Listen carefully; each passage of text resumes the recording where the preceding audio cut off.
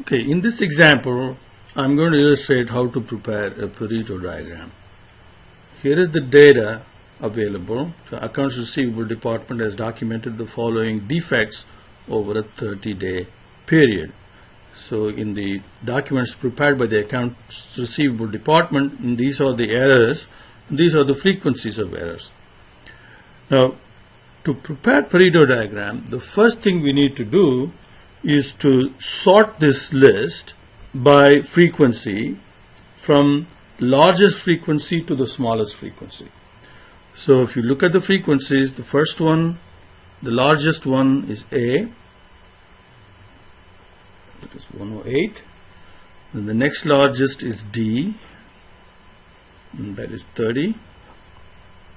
And then it is B with 24. And then C with 18, and then F with 12, and finally E with 8, and this sums to 200. Okay. So this is in descending order.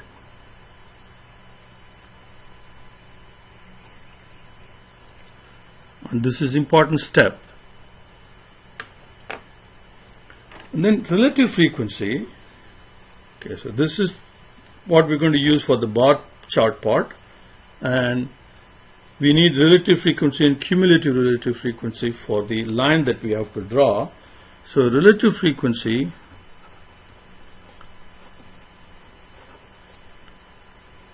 is given by, you take the frequency, each frequency, and divide by the sum of frequencies.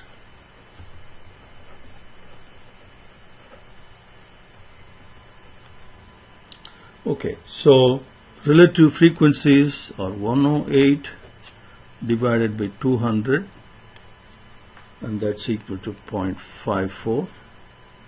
Then 30 divided by 200 is 0.15.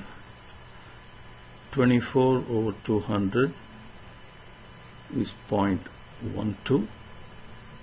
18 over 200 is 0.09. And 12 over 200 is 0.06. And 8 over 200 is 0.04. Of course, this should sum to 1.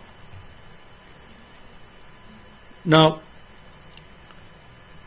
when we prepare the Pareto chart, what we need to plot is not the relative frequency, but cumulative relative frequency, which is a running sum. So let's do that. 0.54. When you add 0.15 to 0.54, you get 0.69. Then add 0.12 to it, so 0.81. And then 0.90, 0.96, and then, of course, the last number for cumulative frequency must be equal to 1. And let's convert these to percentages, because that's what we're going to plot.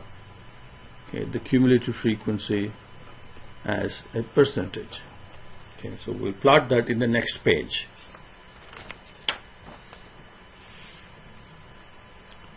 So I have a little grid here, so we'll use this grid for the Pareto diagram. So we're going to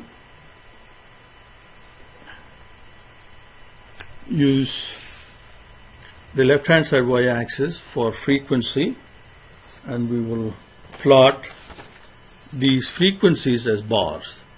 So first one is A, 108. Okay, let's do 108 first. Okay, so 108, I'm going to try to do this as accurately as I can. So 108 is probably about there. You need to use a ruler to be able to draw this fairly well. So that's 108. Then B is 30. So 30 is about there.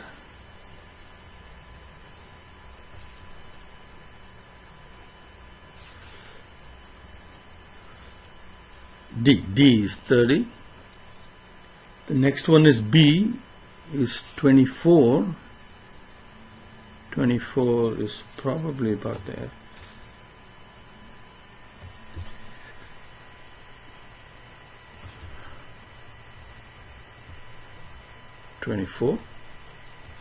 And then C is 18, so 18 but there.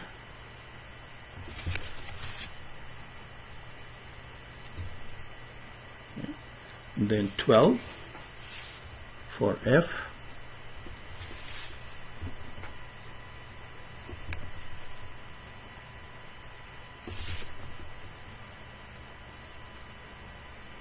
And finally E with 8.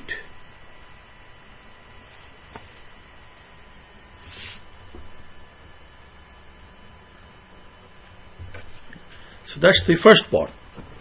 Now we have to plot the cumulative relative frequency using the y-axis on the right side. Okay. So now here are the cumulative frequencies. So for the first one, for A, it is 54%. So we need to use this right-hand side y-axis, not from the left. Okay, that could be sometimes confusing. So 54 is approximately over there. The next one is 69 for D. So 69 for D would be about there. And then next is 81. 81 would be about there. And then 90. 90 is probably about like there. And then 96 and 100. Now we have to connect these.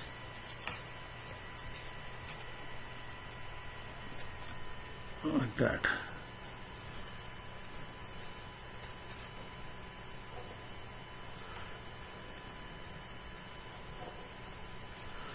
You need to really use a ruler to be able to do this properly, otherwise it will all be messy. Now let's try to use this Pareto diagram. How are we going to make use of the diagram? So here are some questions that we can try to answer using the Pareto diagram. The first question is, what is the most frequent problem and how frequently is it occurring? So most frequently, of course, is the first one, A, and A is invoice amount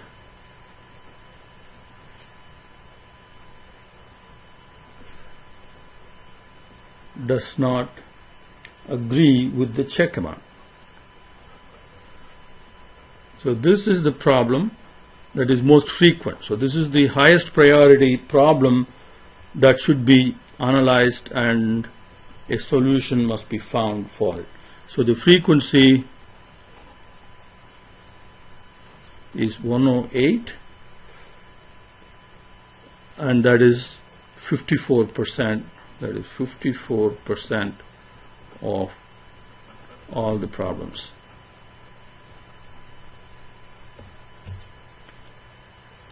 Now let's look at another question that we can answer with the Pareto diagram. So suppose that 90% of the defects must be eliminated in the next 3 months. Which of the defects must be addressed?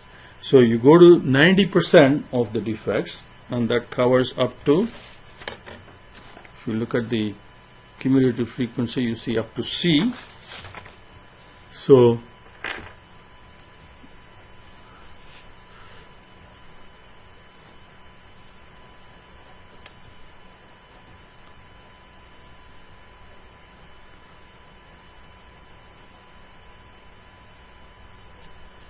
we can use that here to answer that question. For 90% of the defects to be eliminated. The defects that must be addressed are A,